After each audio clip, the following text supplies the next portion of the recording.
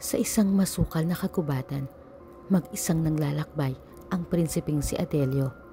Masama ang loob niya na hindi sa kanya ipinamana ng hari ang trono, kundi sa kapatid niyang si Prinsipe Oscar. Inampun lamang ito ng kanyang ama noong sanggol pa lang. Samantalang siya ang lehitimong anak, ngunit mas naging matimbang sa kanya si Prinsipe Oscar. Kaya dala ng mabigat na emosyon ay umalis siya ng palasyo at naglakbay ng malayo. Hanggang sa dalhin siya ng mga paa sa kagubatang iyon na kinatatakutan ng lahat. Ang dahilan ay baluarte raw yun ng mga mangkukulam. Pero hindi siya natatakot. Para sa kanya ay sapat ang kakayahan niya na labanan ang sinumang mangkukulam na harang sa daan niya. Ganun nga ang nangyari. Sa pagpapatuloy niya ay isang babae at lalaking mangkukulam ang pumagitna sa daraanan niya at ipinaalala na hindi welcome sa kanilang baluarte ang sinumang prinsipe. Ang sagot naman ni Prinsipe Adelio, hindi rin welcome sa kanya ang mga mangkukulam na may epal. Kaya magtagisan na lang daw sila ng lakas. Nagsimulang makipaglaban si Prinsipe Adelio sa dalawang mangkukulam. Sa mga iyon ibinunto ng prinsipe ang sama ng loob niya sa ama niyang hari. Ikinagulat ng mga mangkukulam na nanonood sa kanilang laban ang kakaibang lakas na ipinamalas ng prinsipe. Kaya naman nang bumalandra sa harapan nila ang dalawang mangkukulam ay nag-atrasa na sila, habang si Prinsipe Adelio ay pinapagpagan lang ang kasuotan na tila ba hindi masyadong nahirapan sa laban. Nagpatuloy siya sa pagsuyod ng masalimuot na kagubatan at walang nagawa ang mga mangkukulam na naghahari-harian doon. Ngunit meron silang pinapangambahan na baka matunto ng prinsipe ang isang lihim na himlayan. Kaya naman palihim din nila itong sinundan.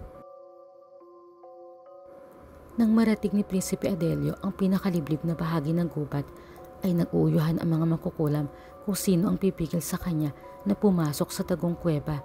Subalit isa man ay walang naglakas loob, kaya't nanatili lang sila nakasunod at naghihintay sa susunod na mangyayari. Ilang saglit pa ay nasa loob na ng kuweba ang prinsipe. Nagpalingali-nga siya sa bawat madilim na sulok. Pilit inaaninag ang hiwaga na bumabalot doon.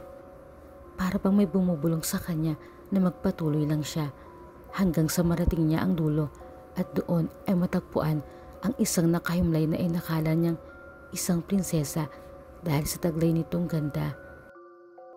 Inalis niya ang mga batong nakaharang upang maabot ang prinsesa. Saglit niyang tinitigan ang muka at napagtantong mas maganda pala ito sa malapitan. Kaya naman naakit siyang hagkan ang tila nangaakit ng mga labi nito. Sa paghalik niya ay biglang nagmulat ang mga mata nito. Hindi naman nagulat nang makita siya at pinagalitan pa nga siya. Bakit o ngayon lang siya dumating? 1,000 taon na siya naghihintay ng may hahalik sa kanya para lang magising siya. Nanlaki ang mga mata ni Prinsipe Adelio. Sabay bawi ni Concordia na tsyok lang.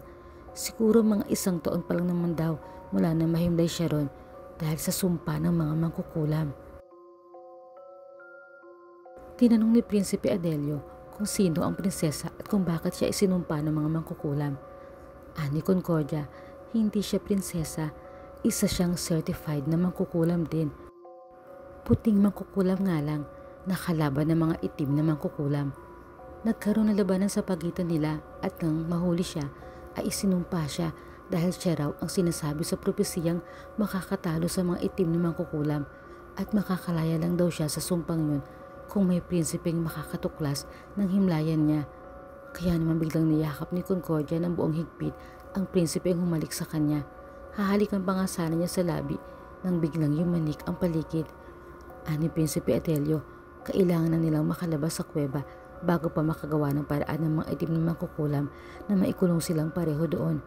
Mahigpit na hinawakan ng binatang prinsipe ang kamay ng dalagang mangkukulam at inakay palabas ng kuweba. Saktong paglabas nila ay gumuho ang buong kuweba. Huminga ng malalim si Concordia, naningkit ang mga mata nang sa muling pagkakataon ay makita ang mga itim na mangkukulam na nagsumpa sa kanya, partikular ang reyna ng mga itim na mangkukulam na si Policarpia. Aniya, dahil dito ay nasayang ang 1 taon niya sa mundo. Ang boring kayang matulog sa loob ng madilim at mabahong kuweba, lalo na kung ang tanging napapanaginipan niya ay ang mga pagmumukha ng mga kalabang mangkukulam. Sa sobrang galit ay sinugod ni Concordia si Policarpia.